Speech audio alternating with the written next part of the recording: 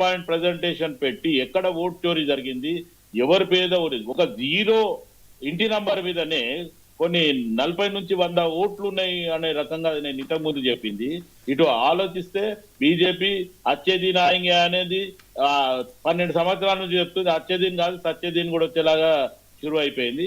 అదే కాకుండా zero balance account తెరుస్తాము, 15 lakh रुपए కాలాదాన్ లాంగే 15 लाख रुपए ఏకైక అకౌంట్ మీద దాలింగే అన్నారు.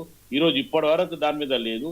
మొత్తానికి బీజేపీ ప్రభుత్వం ఎప్పటికప్పుడు ఈ రోజు ఏదైతే రైతులకి ఎరువులు ఈ సప్లై చేయమంటే ఇప్పటి వరకు కూడా అవి సప్లై చేయకుండా తెలంగాణ విభజన హామీ చట్టం ఏముందో అది కూడా ఫుల్ఫిల్ 12 సంవత్సరాల నుంచి చేయకుండా ఇటు బీహార్ కి కానీ ఇటు ఆంధ్రప్రదేశ్ కి కానీ నిధులు ఇస్తూ భయపడుతూ రేపు వాళ్ళు సపోర్ట్ వెనక్కి తీసుకుంటే వీళ్ళ ప్రభుత్వం పడిపోతుంది అనే రకంగానే భయంతోని బీహార్ కి కానీ ఆంధ్రప్రదేశ్ కి సపోర్ట్ చేస్తున్నారు తప్ప ఇటు తెలంగాణకు మొండి చేయి చూపుతారు. 8 మంది ఎంపీలు తెలంగాణ ప్రజలు వీళ్ళని ఎన్నుకొని పార్లమెంట్ కి పంపిస్తే తెలంగాణ తరఫున ఒక్క ఎంపీ మాట్లాడడం లేదు.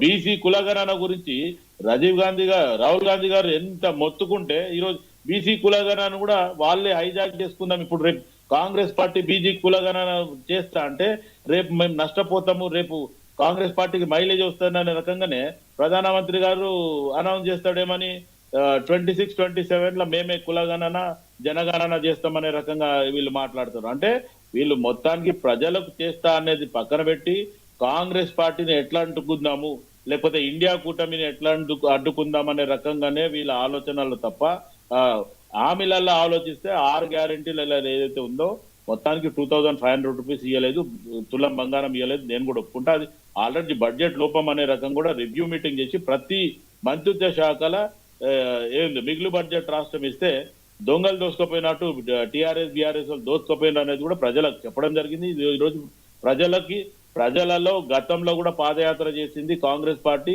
అధికారంలోకి రాకముందు కూడా కానీ అధికారంలోకి వచ్చిన తర్వాత కూడా మేము ప్రజల క్షేమం కోరి మేము పాదయాత్ర చేస్తున్నాం అనే రకంగా పిసిసి అధ్యక్షుడు కానీ అటు మా ఇన్ఛార్జ్ ఎవరైతే మీనాక్షి నటరాజన్ గారు ఉన్నారో ఆమె కూడా ఆలోచన అదే. ముఖ్యమంత్రి రేవంత్ రెడ్డి గారు ఓపెన్ గా చెప్పడం జరిగింది, ప్రజలలో పొండి మనం ప్రజలకు ఇచ్చిన హామీ ఖచ్చితంగా ఫుల్ఫిల్ చేస్తాము.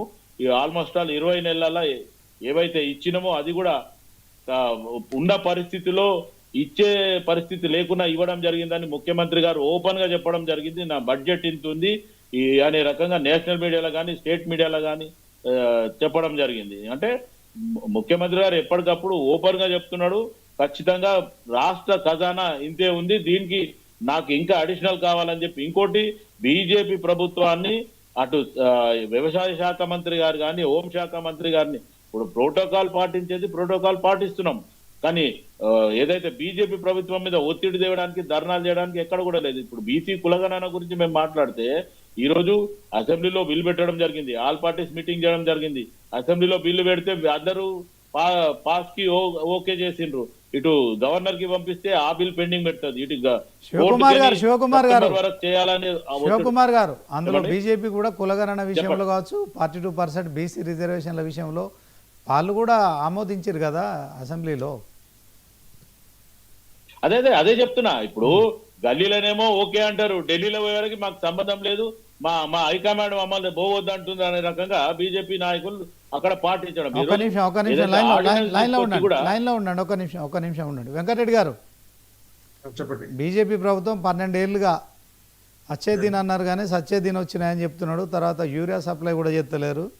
మరి బీహార్ ఏపీకి మాత్రమే భయపడుతుంది బీజేపీ. మాధవిలతను పెట్టి అసదుద్దీన్ గెలిపించిందని చెప్పి ఎంపీగా గెలిపించేందుకు బీజేపీ సహకరించింది. దాంట్లో కులగణన మేము చేస్తే దాన్ని అసెంబ్లీలో మరి ఆమోదిస్తే ఆ తీర్మానం విషయంలో కూడా